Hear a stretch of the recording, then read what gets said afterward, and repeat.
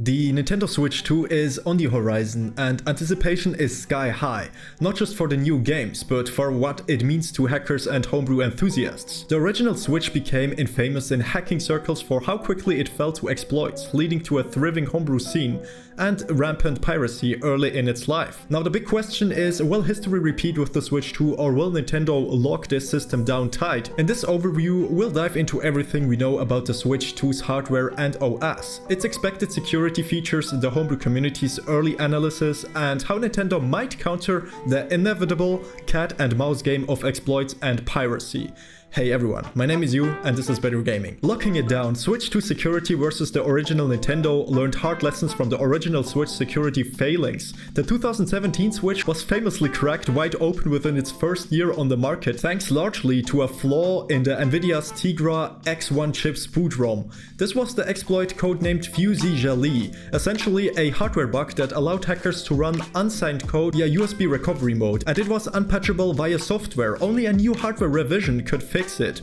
For context, that hack revealed in early 2018 gave permanent jailbreak ability to millions of Switch units and kicked off a homebrew gold rush. Nintendo scrambled to release a revised Switch internally called Mariko in 2019 to finally close the hole. So with that history in mind, expect the Switch 2 to be far more secure from day one. Both Nintendo and Nvidia surely focused on tightening every obvious crack. Here are the key security improvements and differences we anticipate. No more easy boot ROM bugs. It's virtually certain the new Nvidia SoC in Switch 2 has an ironclad boot process. Nintendo won't want a repeat of fusi-jali. The Tegra X1's bootloader mistake was a 1 in a million oversight. Odds are Nvidia's newer chip, possibly based on the Orin family, has undergone insane security review. In the later Mariko Switch units, for example, the boot ROM was updated to glitch attacks by initializing memory with an infinite loop instruction, so any errant jumps would just hang. A strategy that Switch hackers Cyrus M praised as super good. The Switch 2's boot ROM will likely include similar or even more advanced protections to prevent glitching or injection at startup. In short, no more paperclip tricks to get into recovery. Even if you can enter a recovery mode, it probably won't accept unsigned payloads. Changes to RCM recovery access on the original Switch entering the vulnerable RCM, the recovery mode, was as simple as shorting a pin on the Joy-Con rail with a jig, hence the famous paperclip hack. Put your micro SD into your Switch, take the right Joy-Con out and slide the RCM jig inside, hold the volume up button and click once on power on.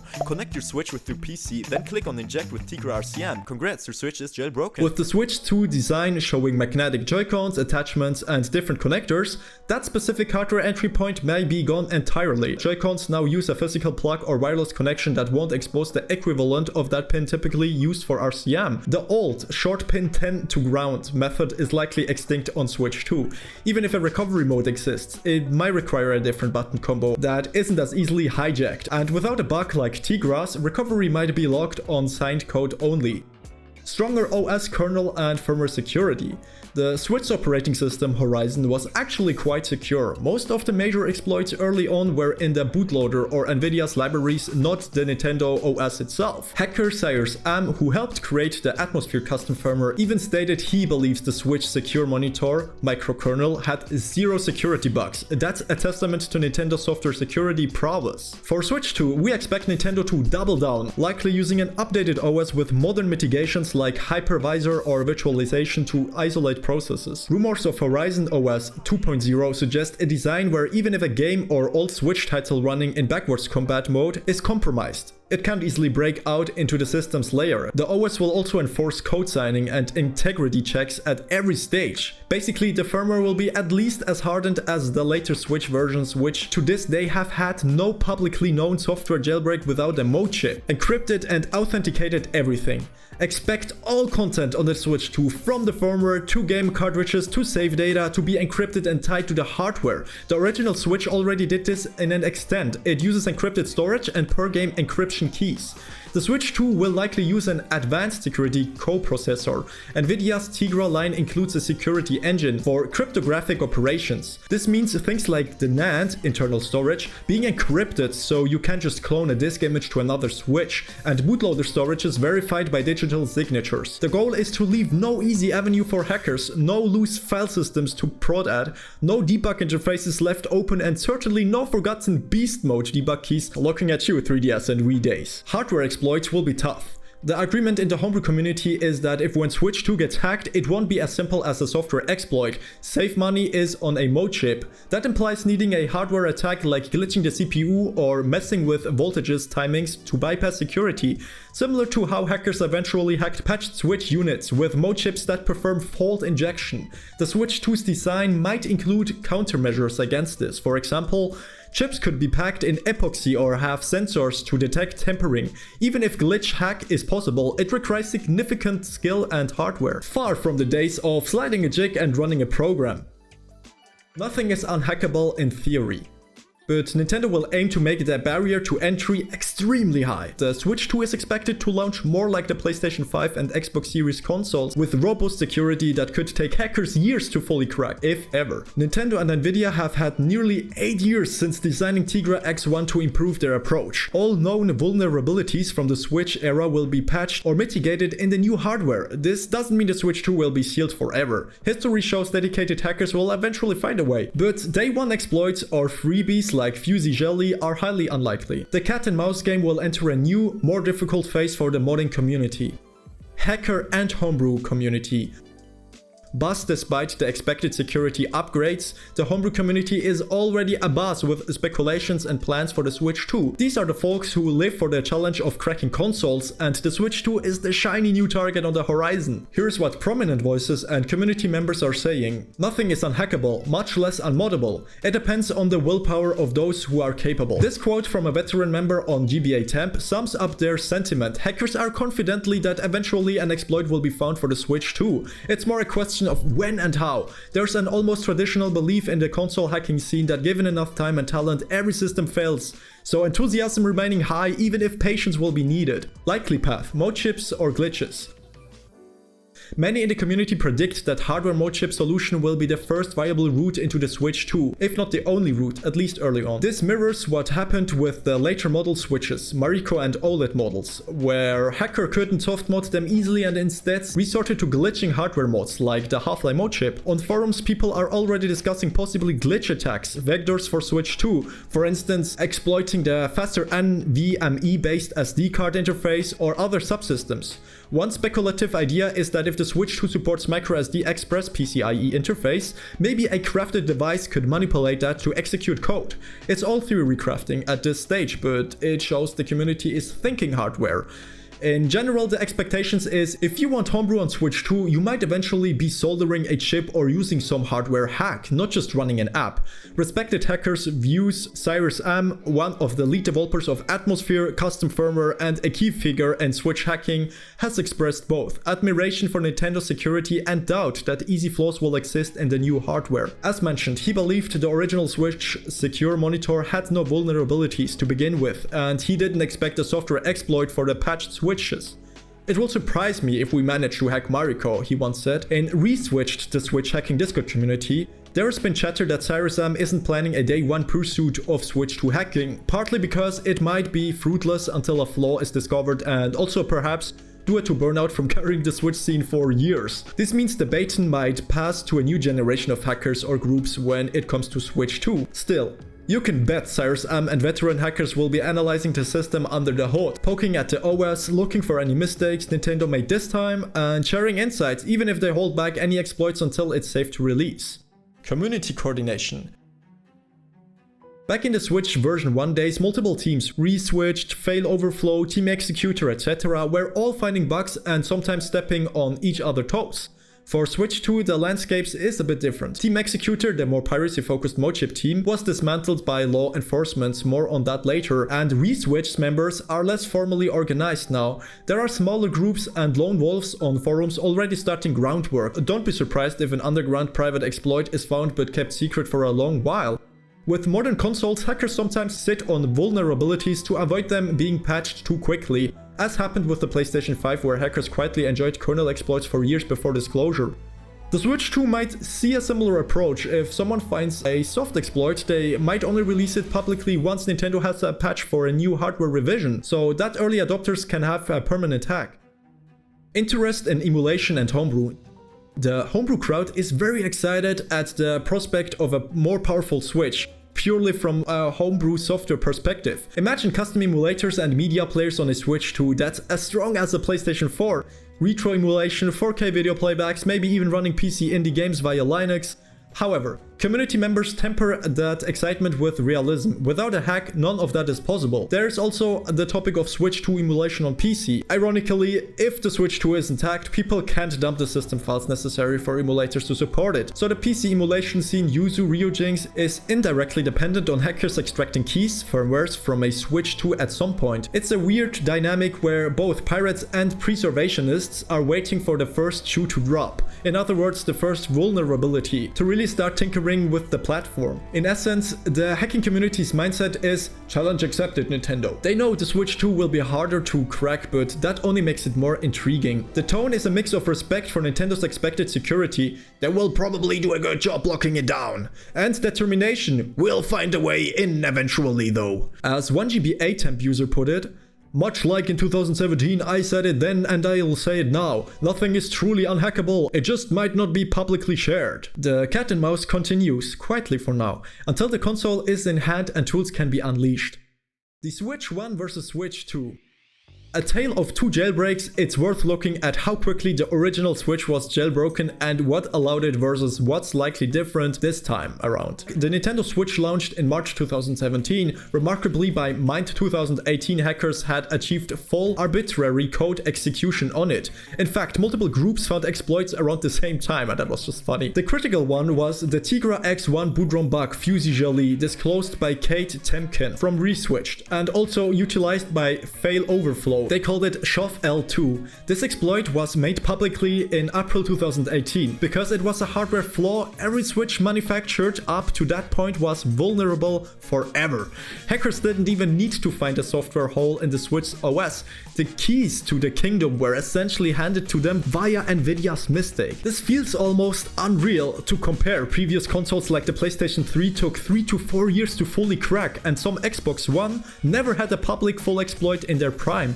The Switch was an anomaly. As a result, by summer 2018, the community had custom firmware atmosphere in development, homebrew launching, and yes, piracy in the form of NSP/XCI files. Nintendo was not ready for that timeline. Nintendo's response, to Nintendo's credit, they acted as swiftly as hardware company can. In June 2018, they quietly started shipping updated Switch units with eye patch fuses to block that specific USB RCM vulnerability, the so-called Fusijali patch units. Though those were still bypassable by other means for a while. The big move was the Mariko revision 2019, which used a new Tigra X1 Plus chip with the bootrom bug fixed in silicon.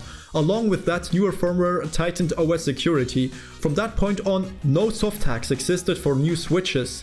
It then took until 2020 to 2021 for hackers to develop glitching Modchips to crack Mariko units, meaning the window of unpatchable hack was roughly mid-2018 to mid-2020, after which anyone who wanted to jailbreak a new bought Switch had to physically mod it. So Nintendo did close the barn door eventually, but the horse had long bolted. The Switch 2 will launch in the position that the original Switch only reached after 3 years and a hardware update. That is, it will likely have no known easy exploits and possibly require hardware mods from the start. So we might see a reverse scenario. Instead of a soft hack first, then hard mods later, the Switch 2 could see hard mods if someone decaps the chip or uses advanced glitching before any software exploits is ever found. It could be a situation more akin to the Xbox 360 era, which requires Modchips or DVD drive hacks early on, or the PlayStation 5, which as of 2025 only has some limited software exploits on old firmware and nothing widespread. If the Switch 2 security is closer to modern Sony Microsoft consoles, we might not see a public jailbreak for years. And if one does emerge, Nintendo can patch it via firmware if it's software based, since there's presumably no unpatchable bootrom bug this time. It's always possible that the Switch 2's fancy new features introduces an unexpected vulnerability. For example, some have speculated about the new backwards compatibility layer. If Switch 2 indeed runs older Switch games in a sandbox, maybe an exploit in an old game, something like an old WebKit exploit or a game-specific bug, could be used to break out the sandbox, similar to how the Wii mode on Wii U was exploited. Nintendo's likely aware of this and will secure the sandbox, but we won't know until people poke at it. Also, new hardware interfaces, say the dual USB-C or the faster SD interface, could have exploitable firmware. Hackers will surely inspect the Switch 2 system for any overlooked debug modes or manufacturer backdoors. While the expected scenario is a clean, secure launch, the hacking scene will probing everything, hoping for a lucky break. If by some chances the Switch 2 has a vulnerability on the level of Fusey Jolie, it would be Christmas come early for the homebrew crowd, and a nightmare repeat for Nintendo. But betting on that would be unwise. I can't stop laughing, oh my god. Timeline expectations. With the original Switch within weeks of release hacked, found entry points, there was a WebKit browser exploit for 3.00 firmware by summer 2017, though it was userland only. Fall 2017, they had kernel exploits on all the firmwares. By spring 2018, the bootrom bug made all that irrelevant by opening everything. For Switch 2, a realistic optimistic scenario for hackers might be no substantial progress publicly for at least several months. Perhaps by 6 to 12 months someone might announce a basic userland exploit or hint they got code running in some capacity. A full jailbreak custom firmware running could easily take 1 to 2 years if not more, again assuming no trivial bug. It's possibly the Switch 2 won't be truly cracked until mid to late in its life cycle, which was actually the norm for older consoles. In other words, the PlayStation 2 took a few years, 3DS took a couple of years for a convenient software hack, etc. The Switch 1 was an outlier in how fast and wide open it was. To put it another way, Switch 1 hacking was a sprint, Switch 2 hacking will be a marathon. For those eager to run emulators on the Switch 2 or rip their games, you might be waiting a while, and that's exactly what Nintendo wants. Nintendo's anti-piracy plans for Switch 2.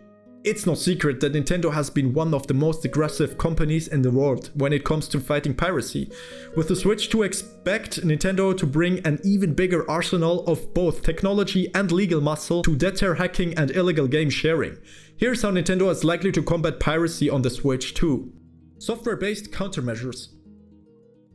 The Switch's online infrastructure already has what Cyrus M called extremely strong anti-piracy measure. Notably, Nintendo can detect pirated games when a console goes online by checking for valid tickets, licenses, and unique game card certificates. Nintendo actually perfectly prevents online piracy here. Cyrus M wrote explaining that for digital games, the console verifies that the game's ticket, a sort of encrypted license, matches the console's unique ID and the user's account. If anything doesn't match, bam! Insta-ban. In the physical game case, each cartridge has a unique certificate, and if two consoles try to use the same certificate online, Nintendo can detect that and ban the offenders. You can be sure the Switch 2 will continue this approach. Even legitimate game, digital or physical, will be cryptographically tied to your system or account.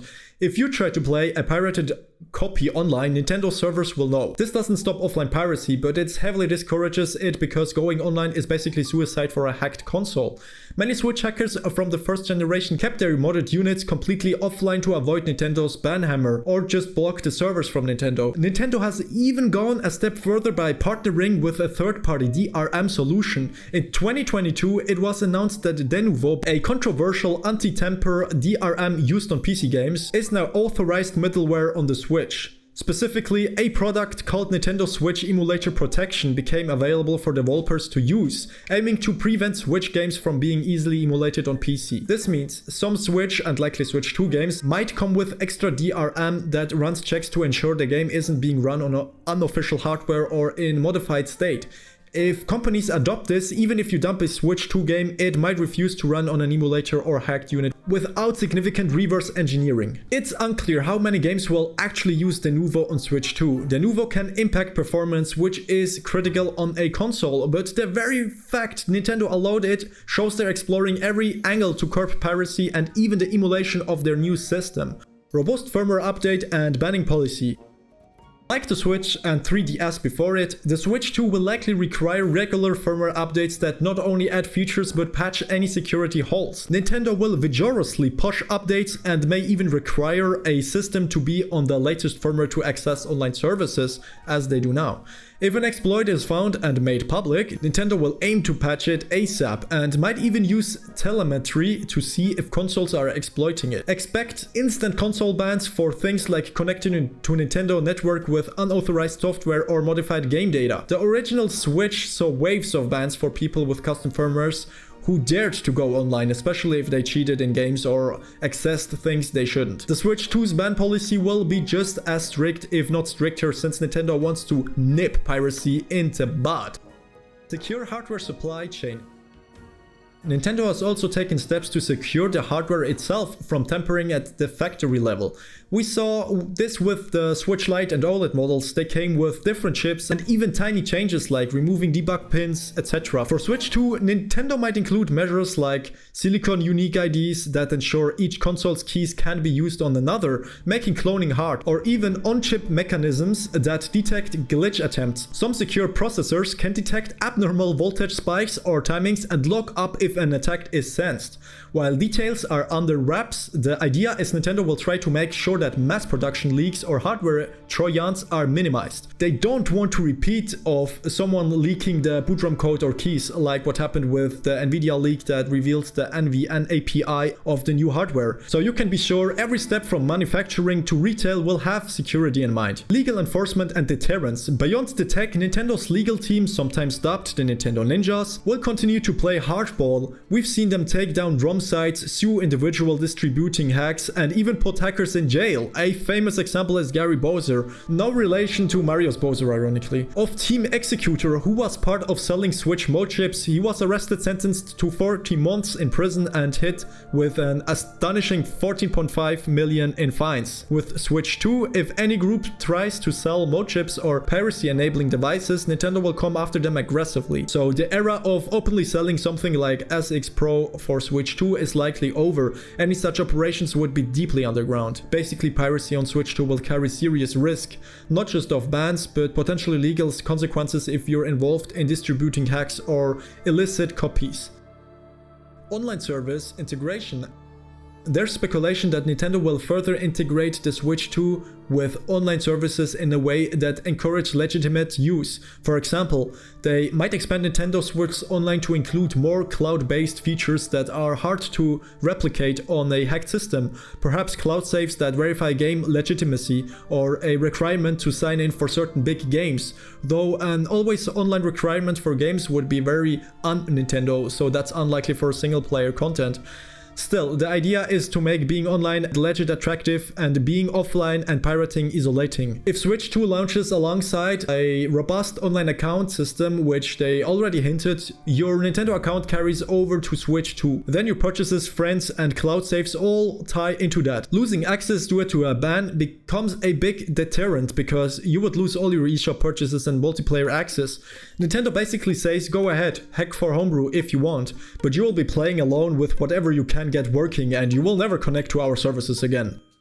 Anti-piracy in cartridges. There could also unseen improvements in the physical media security. Switch cartridges, game cards had some built-in security unique certificates as mentioned and encrypted per title. It's possible the new game cards for Switch 2 have improved encryption or authentication that hasn't been broken yet. Maybe they'll use a new encryption algorithm or larger key sizes now that the hardware is newer.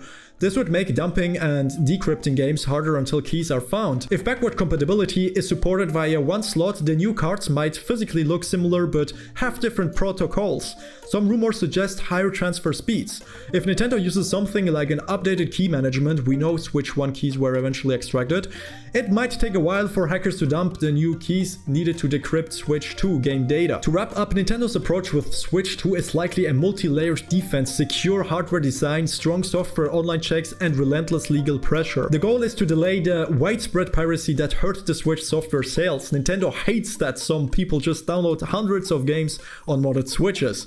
If they can delay a public hack for even 2 to 3 years, that's a huge win in terms of preventing piracy during the crucial early sales period of the console. And if a hack never fully materializes, like how the Xbox Series consoles remain essentially unhacked as of 2025, Nintendo would be overjoyed, though the homebrew fans would be disappointed. Nintendo hasn't even touted to investors how they plan to migrate users to the new system using Nintendo accounts, partly as an anti-piracy user retention measure. The Switch 2 presents a tough choice. Enjoy the new hardware and games within Nintendo's walled garden, or hold out hope for a crack and risk it all to run unsigned code.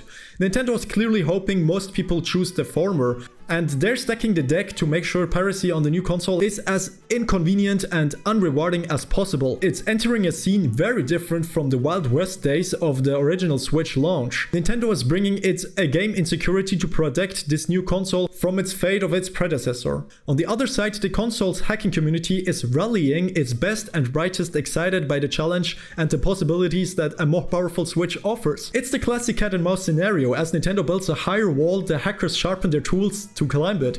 For at least the initial months or even years of the Switch 2's life, expect a relative quiet on the hacking front. I got code running in standby mode, one might say, to a flurry of speculation. Meanwhile, Nintendo will be monitoring every system update and server log like hawks for any suspicious activity. It's a high-stakes tech arms race. In the end, who wins? If history is any guide, Homebrew will find a way, but Nintendo's goal is to ensure that by the time hacks emerge, the console will have already sold tens of millions of units and a huge library of games, minimizing the impact of piracy on their bottom line. For sure, enthusiasts, it means we might have to exercise something not often associated with modern tech: patience. Enjoy the Switch 2 for what it offers officially, and keep an ear to the ground for the breakthrough. The moment someone yells, "Hack achieved!" you can bet I will send shockwaves through the community. Until then, it's kind of exciting, isn't it? The mystery, the suspense, the gradual unrevealing of a new system secret, it's likely a grand puzzle for the brightness minds in the scene. Whether you're a hardcore homebrew coder or just an intrigued observer, the Switch 2's launch and the subsequent hacking attempts will be a drama to follow. One thing for sure, the Switch 2 will not make it easy. The days of simple exploits are likely over, at least for this generation. So don't go bending your paperclips just yet. You might be in for a long wait, but as the saying goes, console security is a marathon, not a sprint. And the race is about to begin. Grab some popcorn or a screwdriver depending on your inclinations, and let's see how this next chapter in this eternal Nintendo vs hackers saga plays out. Don't you ever forget to smile. I hope I'll see you in the next video. My name is you. Peace.